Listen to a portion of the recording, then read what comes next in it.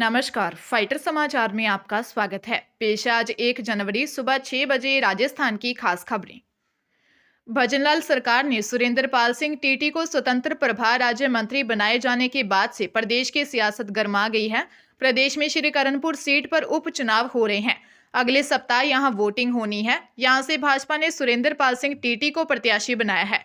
मंत्रिमंडल के गठन में इनको भी शामिल कर पार्टी ने सबको चुका दिया है। प्रदेश कांग्रेस अध्यक्ष गोविंद सिंह डोटासरा ने कहा कि भाजपा का अहंकार 7वें आसमान पर है। अहंकार की पराकाष्ठा ही है कि चलते चुनाव में प्रत्याशी को मंत्री बना दिया।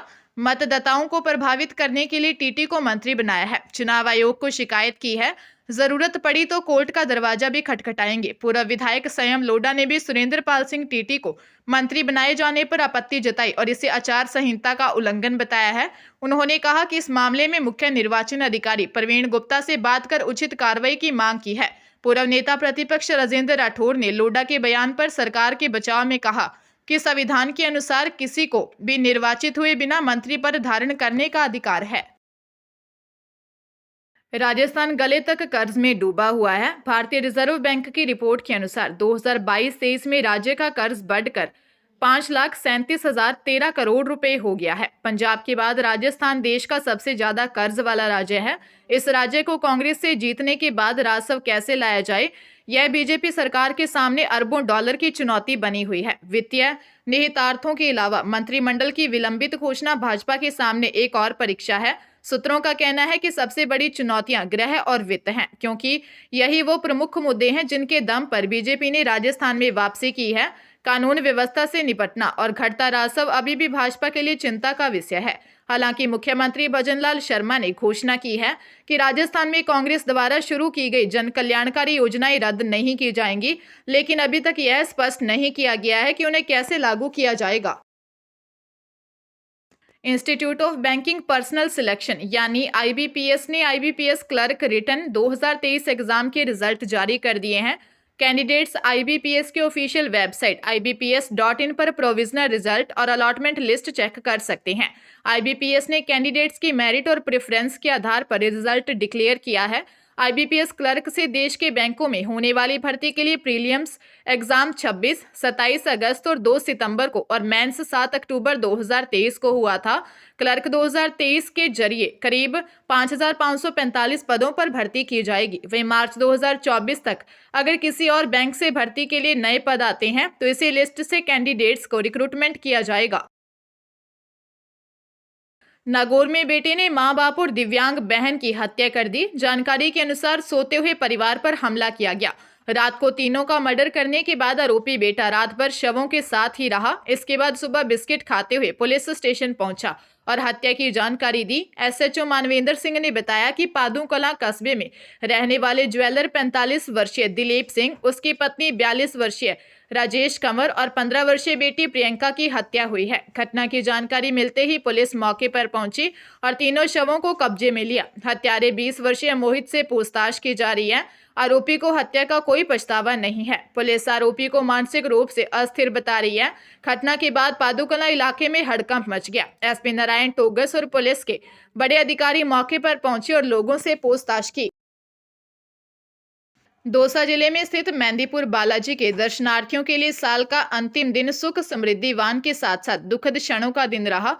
तगड़े कोहरे के आगोश में अलवर करौली नेशनल हाईवे सड़क मार्ग पर जली हनुमान भक्तों से भरी एक बस श्रद्धालुओं के लिए जीवन और मौत की जिंदगी का मंजर बना रहा। जानकारी के अनुसार दिल्ली के सादरा से मेहंदीपुर बालाजी के दर्शन के लिए जा रही 35 श्रद्धालुओं से भरी टूरिस्ट बस में अचानक आग लग गई, जिससे श्रद्धालुओं में अफरा तफरी व कोहराम सा मच गया। चालक सुरेंद्र ने बताया कि खेंडा मंगल सिंह बस स्टैंड पार करते ही अचानक इंजन से धुआं निकलता हुआ दिखाई दिया। चालक ने इंजन के बोनट को खोलकर देखा तो इंजन से आग की लपटें निकलती हुई दिखाई दी। ड्राइवर ने बस में सोए हुए सभी श्रद्धालुओं से शीघ्र बस खाली करने को कहा। समय रहते सभी हनुमान भक्तों ने बस को खाली कर दिया, जिन्हें दूसरी बस के माध्यम से बालाजी धाम भेज दिया गया। चालक व परिचालक की सूझबूझ से 35 जिंदगियां बच गई। पंजाब के धूरी शहर में स्थित बसंत विहार में दिन दिहाड़े एक घर में लुटेरों द्वारा डाका मारकर नकदी व आभूषण लूटने का सनसनीखेज मामला सामने आया है। इस वारदात के बाद लोगों में भय का माहौल है कि अगर मुख्यमंत्री के स्वयं के हलके में ही लोग सुरक्षित नहीं है तो अन्य हलकों में लोग क्या उम्मीद लगा सकते हैं। जानकारी के अनुसार स्थानीय बस स्टैंड व सिविल अस्पताल के बिल्कुल नजदीक स्थित बसंत विहार मोहल्ले में 3 अज्ञात लुटेरे एक व्यापारी के घर में जा घुसे। उनमें से एक के पास रिवॉल्वर तथा बाकी 2 के पास भी हथियार थे। वारदात के समय घर में महिला अकेली थी। लुटेरे हथियारों की नोक पर उक्त महिला को डरा धमकाकर उसके पहने आभूषण वह घर में पड़ी कुछ नकदी लूटकर फरार हो गए। एसएचओ सिटी धुरी सौरभ अग्रवाल ने बताया कि सूचना मिलने पर मौके पर पहुंची पुलिस द्वारा उक्त सीसीटीवी की फुटेज तथा फोरेंसिक टीम की मदद से लुटेरों की तलाश की जा रही है। हनुमानगढ़ जिले में शादी का झांसा देकर देह शोषण करने और गर्भवती होने पर गोलियां खिलाकर गर्भपात कराने का मामला सामने आया है। महिला थाने में युवती ने दर्ज रिपोर्ट में बताया कि उसकी जानकारी गुरमीत सिंह के साथ 2021 में हुई थी। गुरमीत सिंह उसे बार बार फोन कर परेशान करता था। गुरमीत सिंह ने उसका रिश्ता तुड़वा दिया था। इसके बाद बहलाकर और विवाह करने की कहकर 2021 में घर आकर उसके साथ शारीरिक संबंध बनाए। इससे वह गर्भवती हो गई। मार्च 2023 में जब वह 2 महीने की गर्भवती थी तब गुरमीत सिंह ने उसे गोलियां खिला दी। इससे उसका बच्चा पेट में ही मर गया। इसके बाद भी गुरमीत सिंह जबरदस्ती संबंध बनाता रहा। तब गुरमीत सिंह ने उसे कहा था कि वह उसे अपने घर में बसा लेगा, लेकिन अब बसाने को तैयार नहीं है। पुलिस ने विभिन्न धाराओं में मामला दर्ज कर जांच शुरू कर दी है। शिक्षा की नगरी कहे जाने वाले कोटा शहर से बड़ी खबर है। कोटा पुलिस ने शुक्रवार रात हत्या के 5 आरोपी को गिरफ्तार किया है, जिनमें से एक नाबालिग है। बाकी 4 अन्य से पूछताछ की जा रही है। हत्या जन्मदिन की पार्टी के दौरान होना सामने आया है। पुलिस ने बताया कि 5 दिन पहले थाना क्षेत्र में स्थित एक सुनसान जगह पर मनोज नाम के एक युवक का शव मिला था। जांच में सामने आया मनोज अपने कुछ दोस्तों के साथ अपने एक दोस्त की बेटी के जन्मदिन पर आया था। इसी दौरान वहां जन्मदिन मनाने के लिए दूसरा ग्रुप भी आया था। मनोज का दूसरे ग्रुप के लड़कों से कोई विवाद हो गया। वहां मौजूद अन्य साथियों ने विवाद को शांत कराया।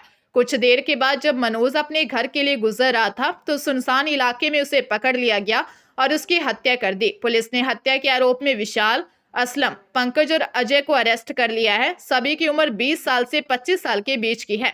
इसके अलावा 17 साल की एक नाबालिग को भी डिटेन किया है। लॉरेंस गैंग के नाम से 2 ज्वेलर्स से फिरौती मांगने वाले बदमाश को पुलिस ने गिरफ्तार किया है। मामला भरतपुर से जुड़ा है, जहां पर लॉरेंस बिश्नोई गैंग के नाम से ज्वेलर से 1 करोड़ की रंगदारी मांगी गई थी। भरतपुर जेल में बंद होने के दौरान आरोपी हार्डकोर क्रिमिनल ने जयपुर, भरतपुर के 2 ज्वेलर्स को कॉल कर रंगदारी मांगी थी। भरतपुर जेल में न्यूज़पेपर पढ़ते समय उसने दोनों ज्वेलर्स के मोबाइल नंबर लिए थे। पुलिस के अनुसार लॉरेंस गैंग के नाम से रंगदारी मांगने वाले हार्डकोर बदमाश देवराज उर्फ देवेंद्र सिंह निवासी मथुरा उत्तर प्रदेश हाल उद्योगनगर भरतपुर को अरेस्ट किया है। पुलिस टीम ने बदमाश देवराज को अजमेर हाई सिक्योरिटी जेल से अरेस्ट किया है। इससे पहले वह भरतपुर जेल में बंद था। अलवर जिले के बहरोड नेशनल हाईवे पर गुंती फ्लाईओवर के आगे कट के दोनों तरफ भारी वाहन चालकों ने वाहनों के आड़े तिरछे लगाकर हाईवे जाम कर दिया, जिससे हाईवे पर कोटपुतली तक जाम लग गया। वाहन चालकों ने बताया कि केंद्र सरकार ने नए कानून के तहत सड़क दुर्घटना में घायल व्यक्ति को अस्पताल पहुंचाने व 10 साल की सजा के साथ ही जुर्माने का प्रावधान किया है, जिसके विरोध को लेकर चालकों ने अचानक से हाईवे को जाम कर दिया। ऐसे में जाम की सूचना मिलते ही बहरोड कोतवाली थाना पुलिस मौके पर पहुंची और जाम लगाकर विरोध प्रदर्शन कर रहे वाहन चालकों के साथ समझाइश करने लगी। हाईवे पर लगातार बढ़ते हुए जाम के चलते कोतवाली थाना पुलिस, सदर थाना, पनियाला थाना सहित आसपास के थानों से पुलिस जाब्ता मौके पर बुलाया। 2 घंटे तक वाहन चालकों के साथ समझाइश की। जब वाहन चालक पुलिस की समझाइश के बाद भी वाहनों को हटाने के लिए नहीं माने तो पुलिस कर्मियों ने हल्का बल प्रयोग करते हुए लाठीचार्ज करने लगी। पुलिस के लाठीचार्ज के बाद भीड़ जुटाकर खड़े वाहन चालक तितर-बितर हो गए और वाहन स्टार्ट कर निकल पड़े। हाईवे जाम करने वाले वाहन चालकों के खिलाफ कोतवाली पुलिस मामला दर्ज करेगी।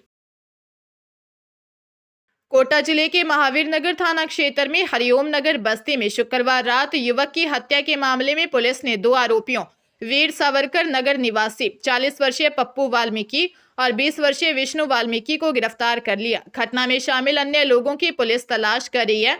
उधर मृतक के भाई ने आरोप लगाया कि आरोपी उसके छोटे भाई पर 3 दिन पहले हुए झगड़े में गवाह नहीं बनने का दबाव बना रहा था और जान से मारने की धमकी दी थी। एसपी शरद चौधरी ने बताया कि फरियादी हरिओम नगर बस्ती निवासी 24 वर्षीय शक्ति वाल्मीकि ने दी रिपोर्ट में बताया कि शुक्रवार रात को पप्पू वाल्मीकि, विशाल डागोरिया, भरत डागोरिया, चंदू साहरवान, सोनू वाल्मीकि व अन्य 8-10 लोगों ने मिलकर हरिओम नगर व वीर सावरकर नगर के बीच वाली गली में मेरे व भाई अजय वाल्मीकि, मां गीताबाई, वैभव गौतम उर्फ लक्की पर जानलेवा हमला किया, जिससे अजय की मौत हो गई और हम सभी लोगों को चोटें आई।